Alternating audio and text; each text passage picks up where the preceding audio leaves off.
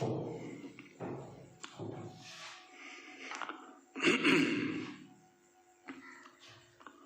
लोगों को नमस्कार।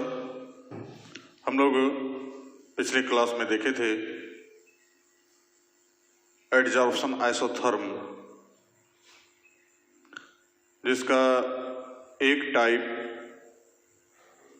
जो फ्री एंडली का एडजॉर्प्शन आइसोथर्म था उसको हम लोग देख चुके हैं।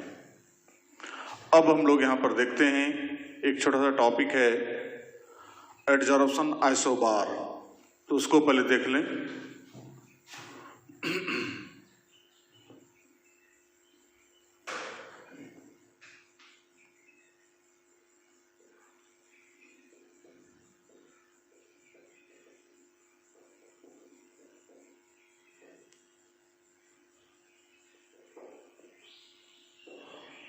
तो एडजॉर्प्शन आइसोबार किसको कहते हैं?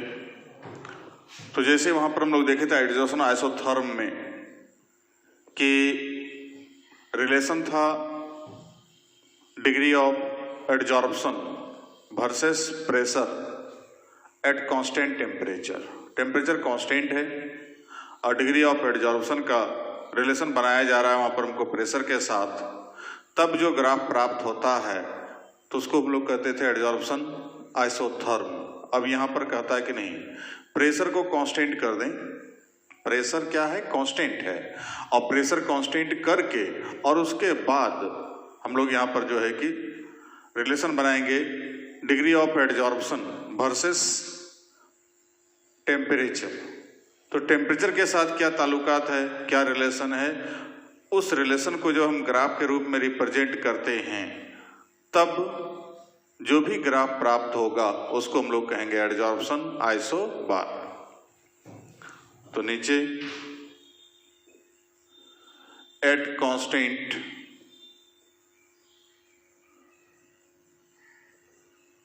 Pressure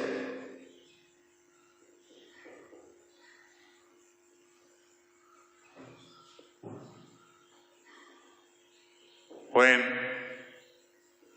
a graph is plotted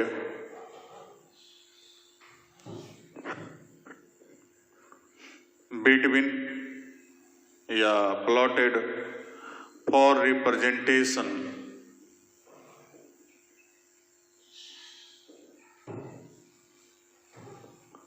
a relation between degree of adsorption and temperature,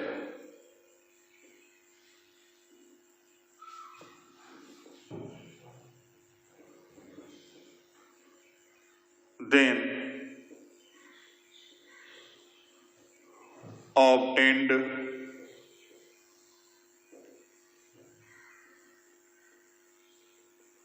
graph is called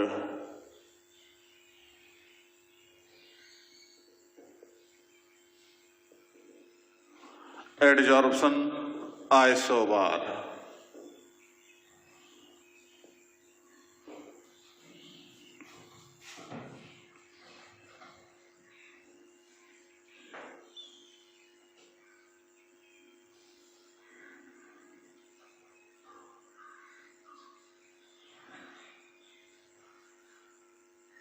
हो गया?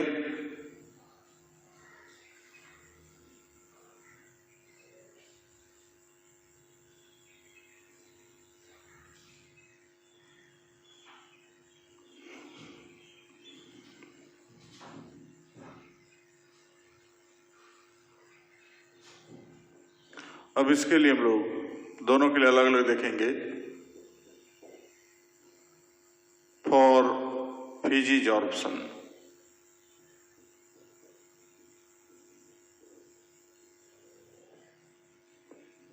डिग्री ऑफ या at constant pressure degree of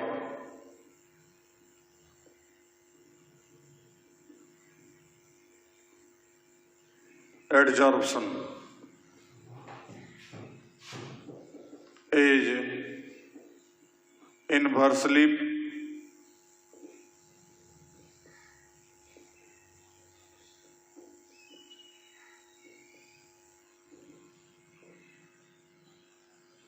proportional to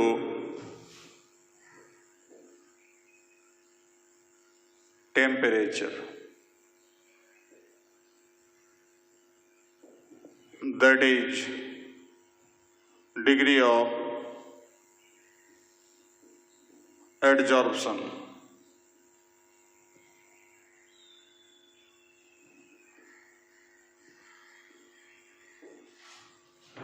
One by temperature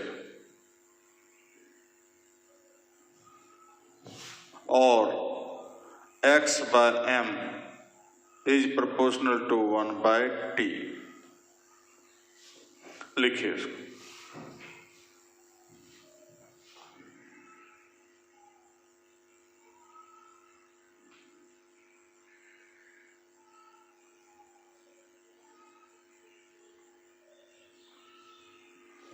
हो गया?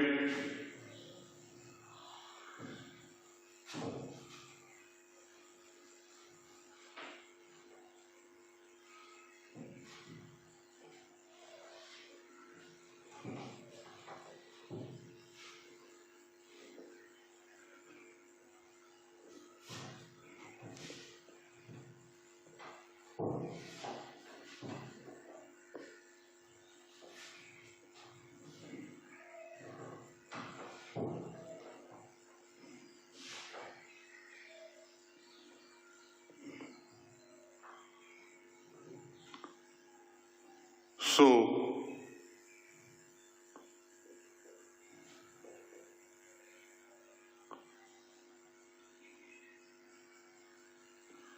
with increasing temperature, degree of adsorption अथवा extent of adsorption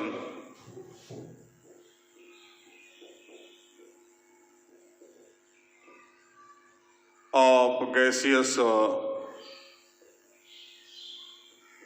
adsorbate decreases.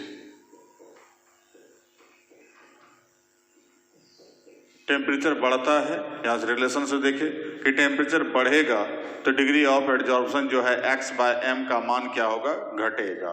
तो वैसे स्थिति में यदि ग्राफ को खींचते हैं एडजॉर्प्शन के लिए तो यहाँ पर हो गया टेम्परेचर और यहाँ हो गया x बाय m या डिग्री ऑफ एडजॉर्प्शन। तो यह ग्राफ जो प्राप्त होगा वो इस तरह का ग्राफ प्राप्त होगा, मतलब ये बढ़ते जाएगा। जैसे यहाँ पर हम लोग इसको देखें, वर्बली देख रहे हैं खाली, तो क्या देख रहे हैं, टेम्परेचर यहाँ बढ़ रहा है तो इसका अमाउंट क्या हो रहा है, घट रहा है। ये बढ़ेगा तो ये घटेगा और ये घटेगा तो ये बढ़ेगा।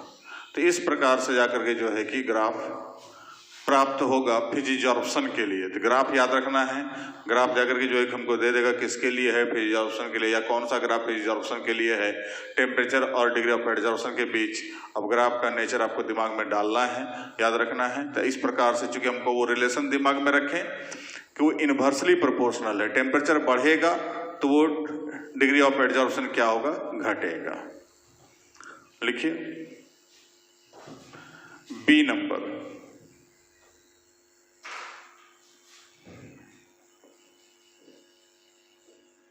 For केमिजॉर्प्शन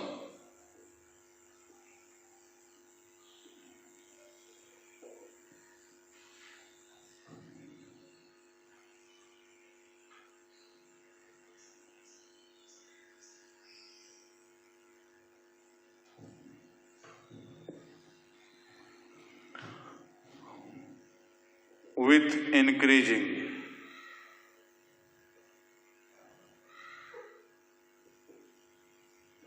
temperature.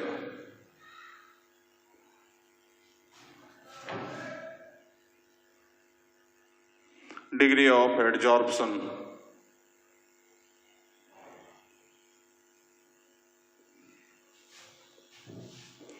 increases.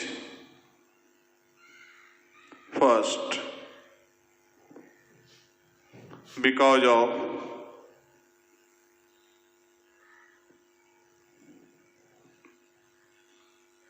rate of adsorption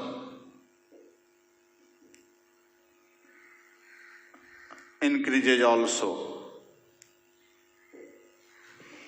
तो शुरुआत में जो प्रारंभ में कहता है कि टेम्परेचर जैसे इंक्रीज करेंगे डिग्री ऑफ एडजॉर्प्शन इंक्रीज करेगा, क्योंकि उसका रेट भी क्या हो रहा है, इंक्रीज कर रहा है. But at high temperature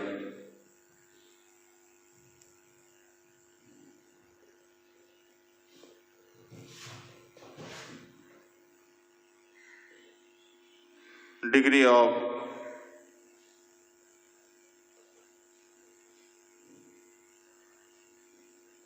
adsorption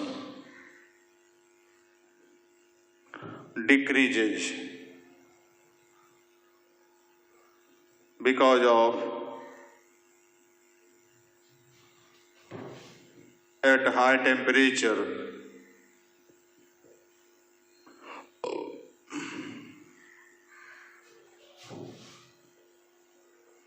covalent bond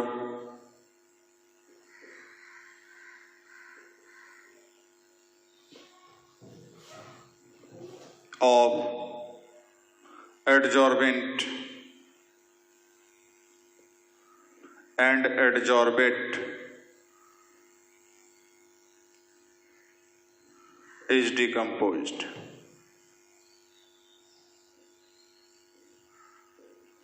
तो हाई टेम्परेचर पर बॉन्ड ही डिकम्पोज कर, जो एडजॉर्प्शन का मॉलिक्यूल है, सॉरी एडजॉर्बेंट का मॉलिक्यूल है और एडजॉर्बेट का मॉलिक्यूल है, उसके बीच जो हमको एडजॉर्प्शन होगा तो हम लोग पहले से जान रहे हैं कि बॉन्ड बनता है केमिजॉर्प्शन में. तो बॉन्ड जब बनता है वहां तो वंडरवाल फोर्स लग रहा था, इसमें जो है कि बॉन्ड बनता है तो कहता है शुरुआती तो रेट बढ़ गया, लेकिन अचानक फिर क्या हो गया, घटने लगा. तो घटने का रीजन क्या होगा कि वहां पर जो भी हमको केमिकल बॉन्ड बन रहा है, जो भी कोवेलेंट बॉन्ड बन रहा है, वो बॉन्ड डिकम्पोज कर जाता है, इसलिए डिग्री ऑफ एडजॉर्प्शन क्या हो जाएगा, ऑटोमेटिकली घट जाएगा. तो उसका जो ग्राफ आएगा वो इससे अलग आएगा.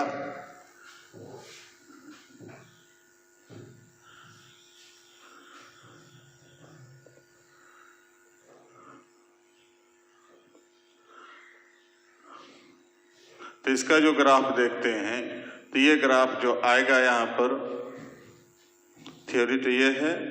अब इसका ग्राफ यहाँ देख रहे हैं, एक तरफ टेम्परेचर,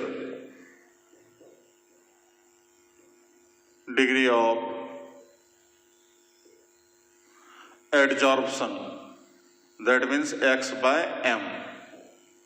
तो कहता है कि ये ग्राफ पहले जो है हमको बढ़ता है फिर घट जाता है. तो मतलब एक डिफिनिट टेम्परेचर तक जाने के बाद वो बढ़ा, उसके बाद जब कोवेलेंट बॉन्ड टूटने लगा तो ये ग्राफ क्या हो गया, हमको धीरे धीरे पहले बढ़ता था अब क्या हो गया, घटने लगा. तो लिखिए इसको.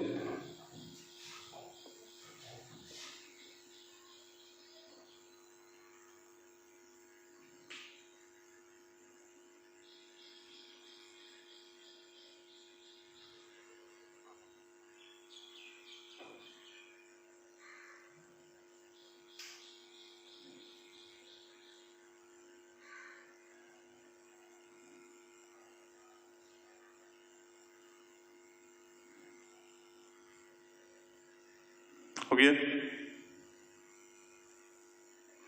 तो ये था एडजॉर्प्शन आइसोबार, दोनों के लिए, केमिकल के लिए और दूसरा फिजिकल के लिए.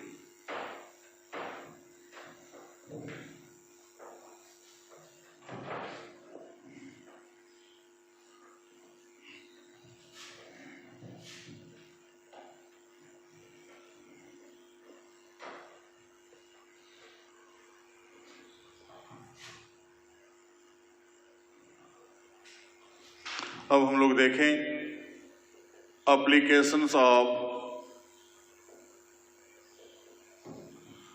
Adsorption.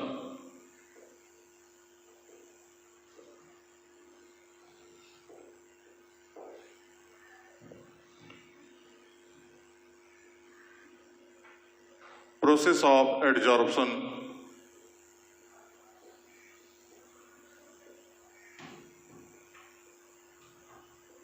is applied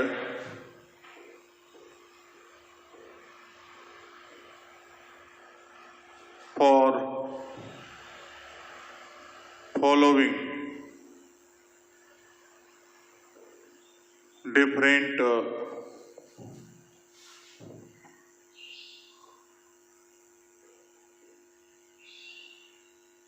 cases।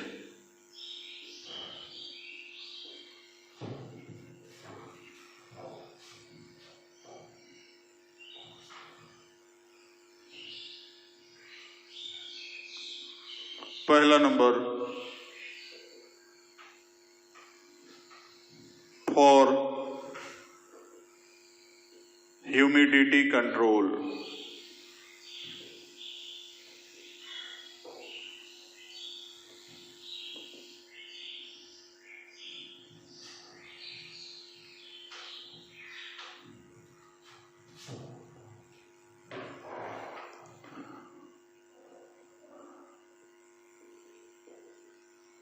Different types of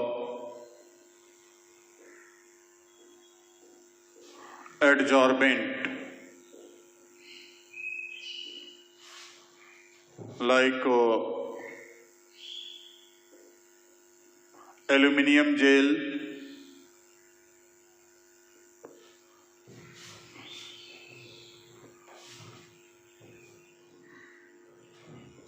silica gel, etc. are used या are applied for decreasing humidity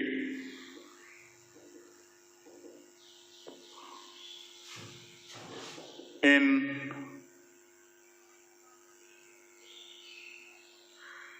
closed room or any closed packet of different things।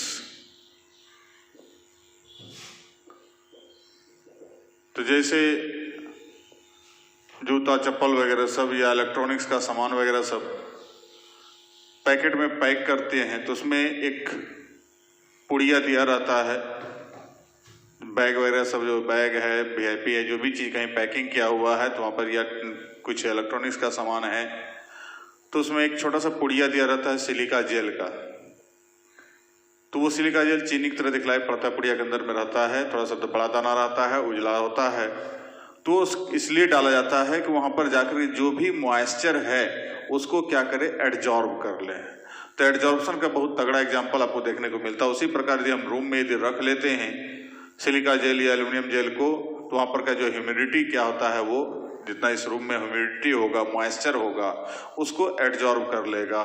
तो इस प्रकार से आगे जो है कि ये एडजॉर्प्शन का जो प्रोसेस है ह्यूमिडिटी कंट्रोल के लिए, आर्द्रता को सोखने के लिए, नमी को सोखने के लिए इसका यूज किया जाता है। दूसरा, for gas mask.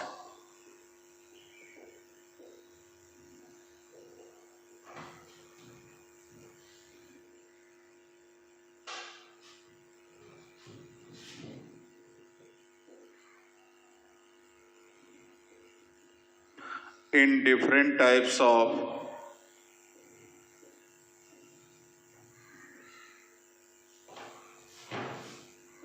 gas mask are used,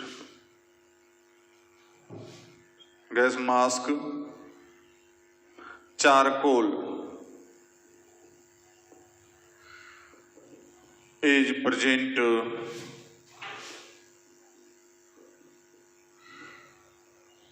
as adsorbent which adsorbs different types of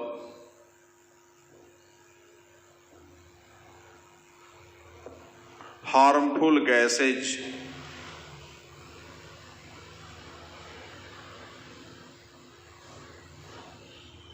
like CO2, SO2, NO2, etc. Such masks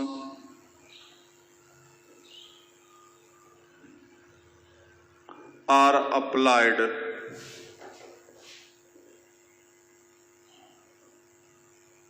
by workers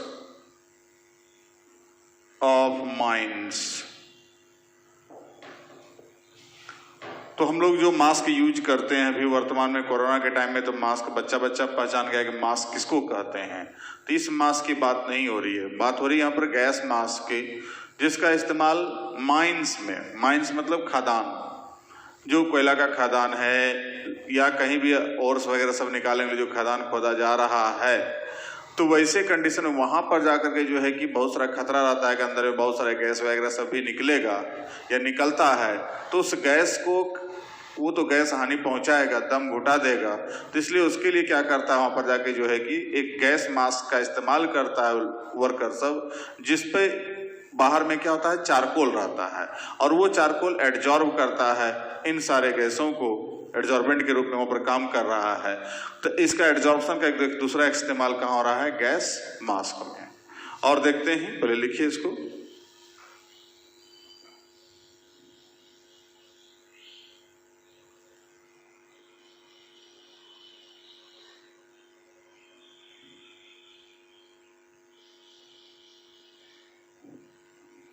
हो गया?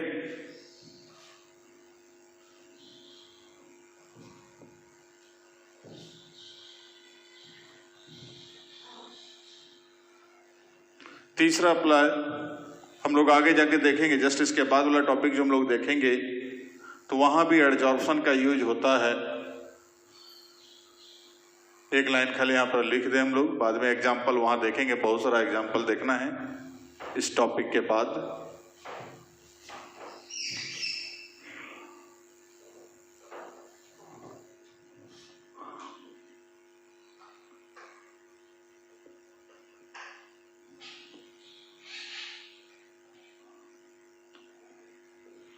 In heterocatalysis,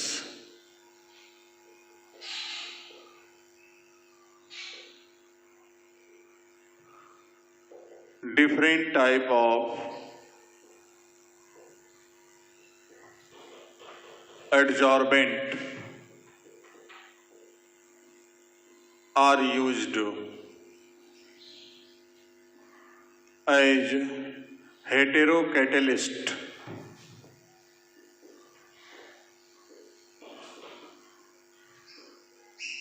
during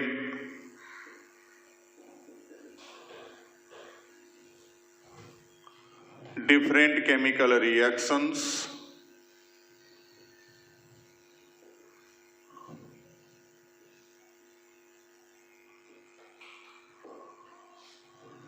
ठीक है, which catalyzes those reactions after adsorption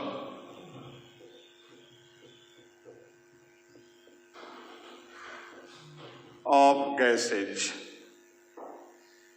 तो हम लोग just इसके बाद वाला टॉपिक जो पढ़ने जा रहे हैं, माने ये टॉपिक अब खत्म होने जा रहा है, एडजॉर्प्शन का पार्ट खत्म होने जा रहा है। इसके बाद सेकंड पार्ट जो इस चैप्टर का देखेंगे वो कैटलिस्ट और कैटलाइसिस होगा। तो कैटलिस्ट मौखिक रूप से यहाँ पर बता दें कि कैटलिस्ट किसको कहते हैं, पहले भी केमिकल काइनेटिक्स में बताए थे कि वैसा केमिकल सब्सटेंस जो कि स्वयं किसी रासायनिक प्रतिक्रिया में भाग नहीं लेता है, किसी केमिकल रिएक्शन के दौरान इन्वॉल्व नहीं रहेगा, लेकिन उसके उपस्थिति मात्र से उस रिएक्शन का जो रेट चेंज हो जाता है, उस पदार्थ को हम लोग कहते हैं कैटलिस्ट। तो वो कैटलिस्ट में से यहाँ पर हेटेरो कैटलिस्ट यहाँ पर ले रहे हैं। अर्थात हेटेरो कैटलिस्ट में क्या है कि कैटलिस्ट का फिजिकल स्टेट अलग होगा और अदर पदार्थ का फिजिकल स्टेट अलग होगा। होमो कैटलिस्ट रहता तो सेम रहता फिजिकल स्टेट, जो आगे जाकर चर्चा हम लोग करेंगे। तो यहाँ पर हेटेरो कैटलिस्ट की बात हो रही है। अब बहुत सारा रिएक्शन के दौरान कोई by the way solid catalyst का इस्तेमाल किए जो एडजॉर्बेंट के रूप में काम कर रहा है, वहां पर जो उपस्थित गैस है उसको एडजॉर्ब करता है और एडजॉर्ब करके रिएक्शन के रेट को बढ़ाने में मदद करता है या चेंज करने में, घटाने में मदद करता है। मतलब दोनों में से कोई भी काम करने में या तो रेट बढ़ा रहा है या तो रेट को घटा रहा है। तो ये दोनों ही प्रोसेस में हेल्प कर रहा है वो पदार्थ ड्यू टू एडजॉर्प्शन के कारण। तो इसका एग्जाम्पल्स हम लोग वहां पर जस्ट आगे देखेंगे, या एक एग्जाम्पल यहाँ पर देख लेते हैं, फिर बाद में डिटेल्स वहां पर चर्चा करेंगे। तो उसको यहाँ पर हम लोग देख लेते हैं कि जैसे यहाँ पर है N2 गैस है, 3H2 गैस है। अब यदि यहां पर हम लोग PT कैटलिस्ट सॉलिड ले लें तो 2NH3 बना। तो ये जाकर के प्रोसेस क्या है, तो हेटेरो कैटेलाइसिस का प्रक्रिया है कि सॉलिड पर गैस का एडजॉर्प्शन हो रहा है, जिसके कारण रेट इसका जो है चेंजिंग होगा। तो वैसे कंडीशन में जाकर के ये जो है कि हमको एडजॉर्प्शन का एक एप्लीकेशन है। अगला number 4,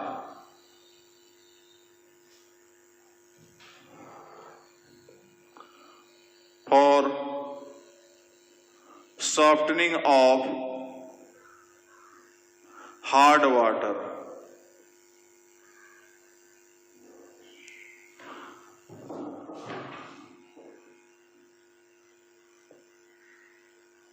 zeolite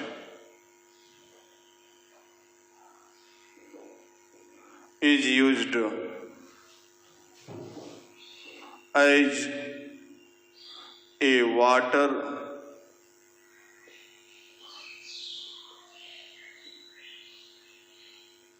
softener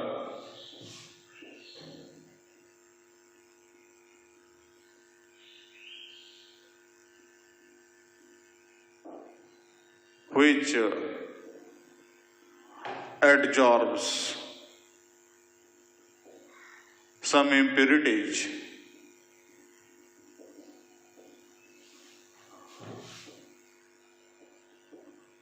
during this phenomenon.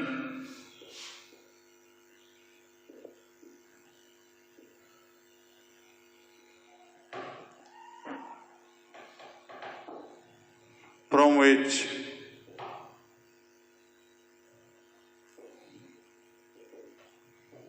hard water, जो कठोर जल है, becomes soft।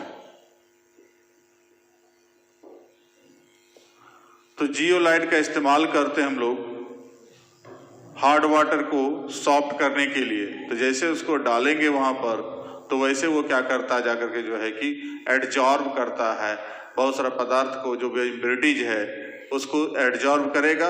एडजॉर्ब करके अब तब जाके पानी को माने सॉफ्ट बनाता है, मृदु जल, जिसको पीने लायक या अन्य काम में यूज करते हैं। तो हार्ड वाटर को सॉफ्ट वाटर के रूप में यूज करने के लिए एडजॉर्बेंट का इस्तेमाल करते हैं।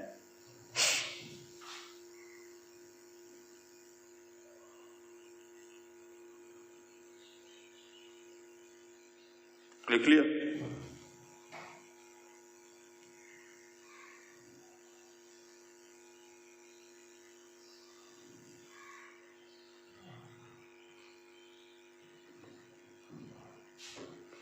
चलिए और देखते हैं एक दो ठो।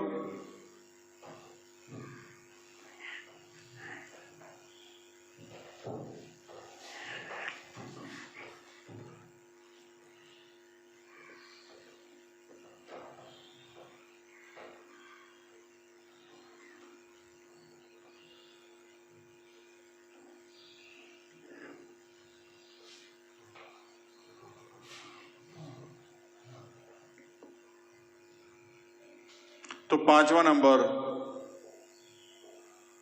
फॉर डाइंग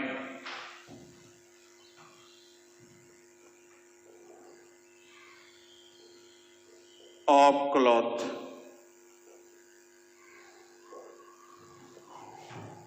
When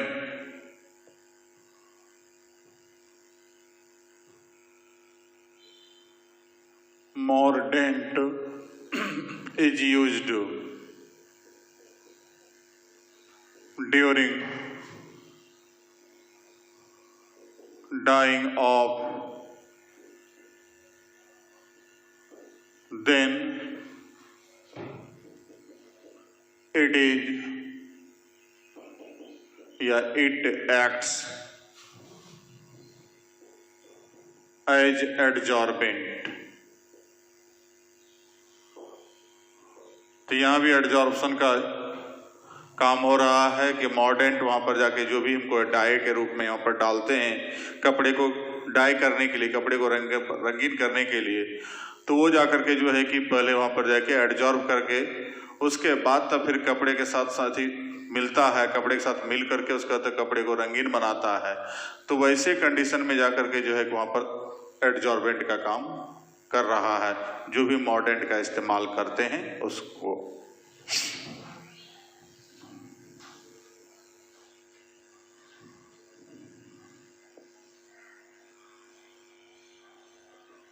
छठा नंबर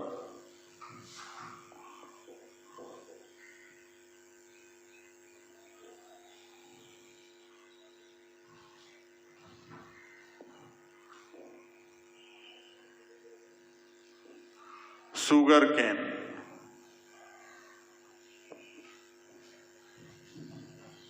जूस, चीनी का रस जो है, since we know that initially sugar cane juice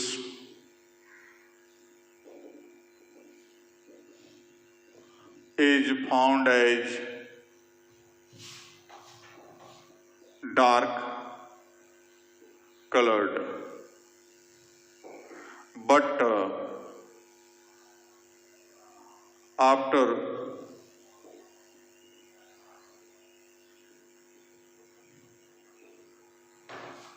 using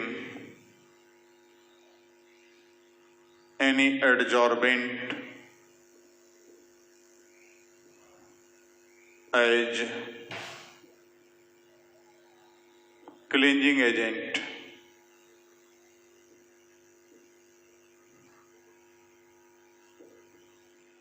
sugar cane juice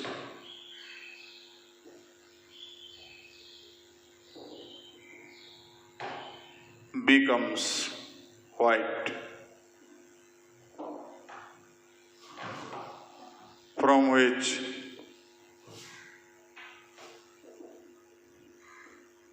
sugar also becomes as white। तो गन्ना का रस जो है, गन्ना का रस जब इन प्रारंभ में देखेंगे तो पूरा व्हाइट नहीं रहता है, उसी से जब शक्कर बनता है, गुड़ जिसको बोलते हैं, पहले गुड़ जब बनता है तो गुड़ भी डार्क रहता है, अब उससे फिर चीनी बनेगा, तो चीनी जब बनेगा तो वहाँ पर उस डार्कनेस को हटाना है, तो वहाँ पर जाकर के एडजॉर्बेंट का इस्तेमाल किया जाता है, जो कि क्लींजर एजेंट के रूप में, अर्थात क्लीनिंग एजेंट है, सफाई करने के लिए वो गंदगी को क्या करता है, हटाता है। कभी आप देखे होंगे जब घर में आपका चाशनी तैयार होता है तो जो चाहे कारीगर तैयार करे या मम्मी तैयार करे, जो भी तैयार कर रहा है, तो वहाँ पर चीनी का जो चाशनी तैयार होगा उसमें भी कुछ गंदगी आता है, तो उसको गंदगी हटाने के लिए वहाँ पर दूध डालते हैं। तो दूध डालने के बाद जो है क्या होता है, सारा गंदगी अलग हो गया, तब चाशनी फ्रेश बनता है। तो इसका मतलब जो बचा हुआ और उसमें है तो उसको भी हटाने के लिए हम लोग वहाँ पर यूज कर रहे हैं, दूध का इस्तेमाल कर रहे हैं। ठीक उसी प्रकार से वहाँ पर जब फैक्ट्री वगैरह सब में शुगर कैन जूस जो है, जो गन्ना का रस है, उससे गंदगी को हटाने के लिए, मतलब उससे जो कलरफुल जो पदार्थ है उसको हटाने के लिए वहां पर एडजॉर्बेंट का इस्तेमाल किया जाता है। और एडजॉर्प्शन के पश्चात वो सारा गंदगियां वहां पर से हट जाता है, जिसके परिणाम स्वरूप वो साफ हो जाता है और चीनी जा करके जो है कि फ्रेश मिलता, आपको व्हाइट दिखलाई पड़ता है। आप कभी देखे होंगे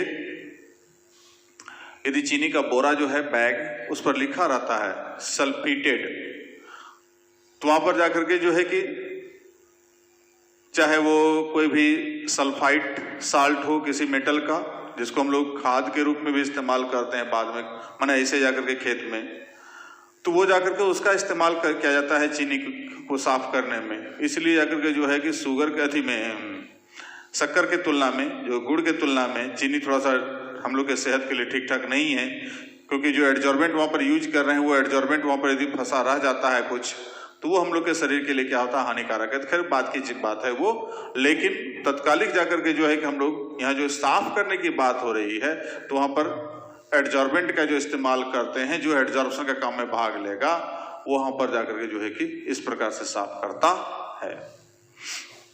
अगला number,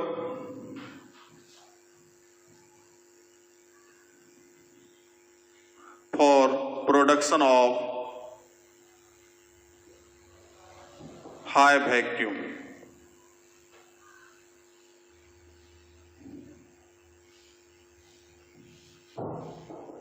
sometimes adsorbent is also used for production of vacuum.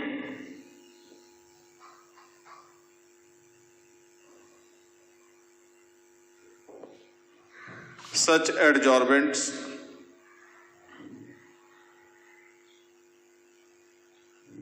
adsorb present gases from system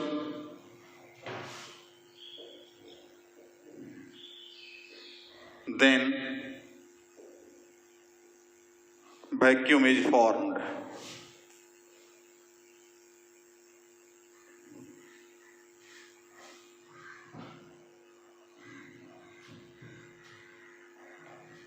हो गया।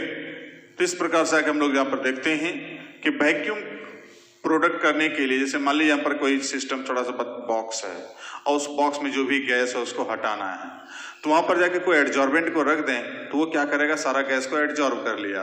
अब एडजॉर्ब को कर तो लिया, उसको हम हटा देंगे एडजॉर्बेंट को, तो वहां पर कोई गैस प्रेजेंट उस बॉक्स में नहीं रहेगा, पूरा सील्ड बॉक्स है, तो वहां क्या हो गया, वैक्यूम की उत्पत्ति हो गई। तो वैक्यूम की उत्पत्ति करने के लिए भी हम एडजॉर्बेंट का इस्तेमाल करते हैं, जिसके परिणाम स्वरूप वहां पर जो है कि एडजॉर्प्शन का प्रोसेस कंप्लीट होता है और वहां पर सारा गैसों को एडजॉर्ब करके वैक्यूम उत्पन्न किया जाता है। लिखिए इसको,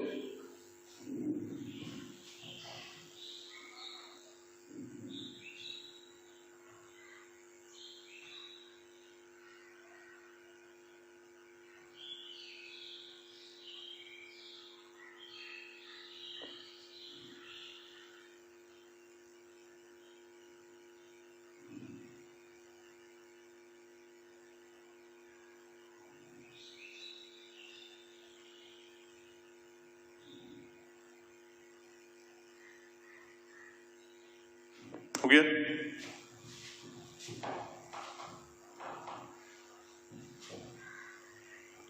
और एक दो देख लेते हैं उसके बाद।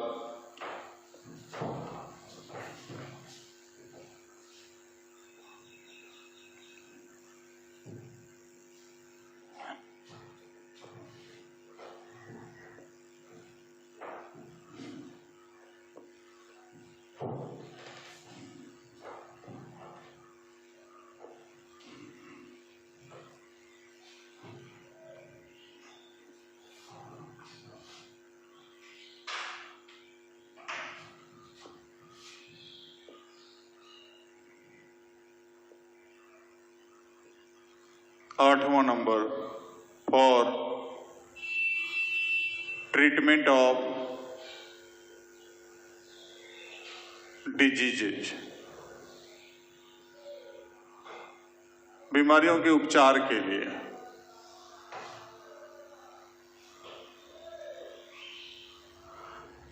Some used drugs for treatment of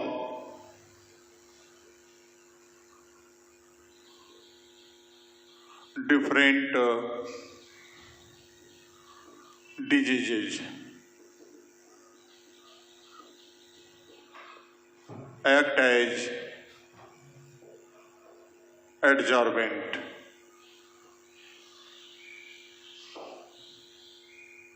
So,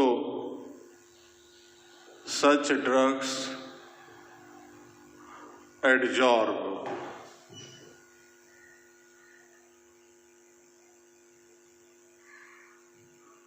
present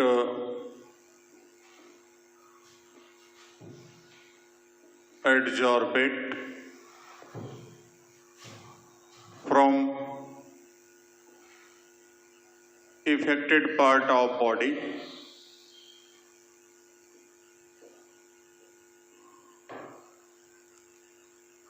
during this phenomenon.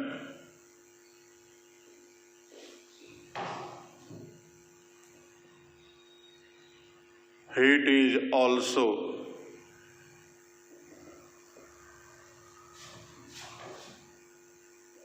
evolved.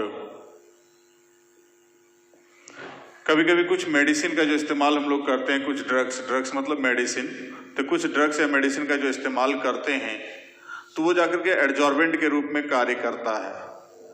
जैसे आप देखिएगा कुछ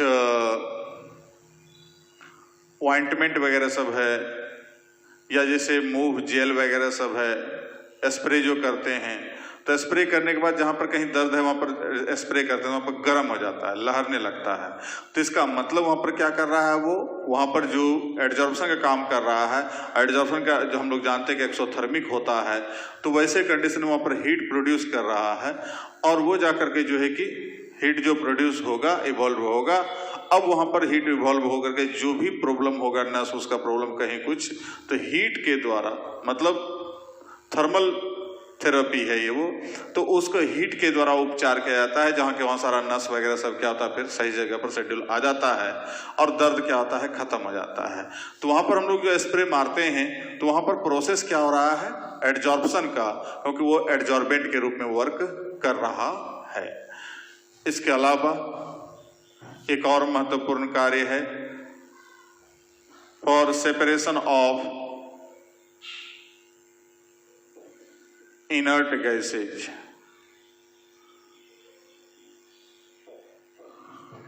जो हम लोग पी ब्लॉक में बार बार चर्चा करें, पी ब्लॉक में चर्चा इसका यूज करेंगे कि कोकोनट चारकोल का इस्तेमाल करते हैं हम लोग एडजॉर्प्शन के लिए।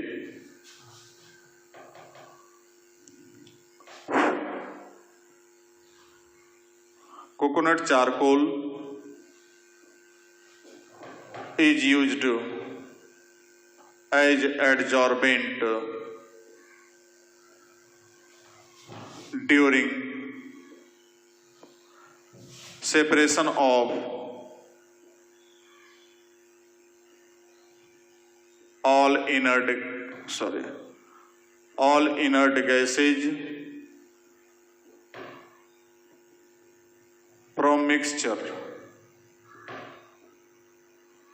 तो कोकोनट चारकोल का इस्तेमाल जो किया जा रहा है वहां पर किस रूप में, एडजॉर्बेंट के रूप में। वो एडजॉर्ब करके सारे गैसों को अलग करता है, और अलग करके जो जस्ट हम लोग पी ब्लॉक में देखेंगे कैसे कैसे अलग करता है, जो हम बताए थे पीछे भी कि लो टेम्परेचर पर वहां पर जैसे ले जाएंगे, सबका टेम्परेचर फिक्स है, उतना टेम्परेचर पर चारकोल को जब गैसेस मिक्सचर में ले जाएंगे तो कोई इंडिविजुअल गैस उसमें एडजॉर्ब हो जाएगा, और उसके बाद चारकोल को हटा करके फिर उधर गर्म कर देंगे तो वो गैस भी उधर अलग हो गया, चारकोल भी सेपरेट हो गया।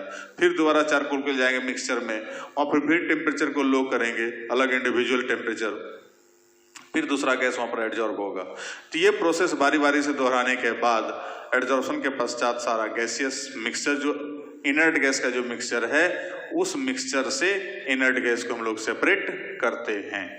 तो ये सारा एप्लीकेशन है इस तरह का बहुत सारा एप्लीकेशन जो हम लोग यहाँ पर देखे अभी, और भी हो सकता है एप्लीकेशन जो कहीं कहीं छोटा सा यूज होता है, लेकिन जो मेजर एप्लीकेशन है वो यहाँ पर आ गया।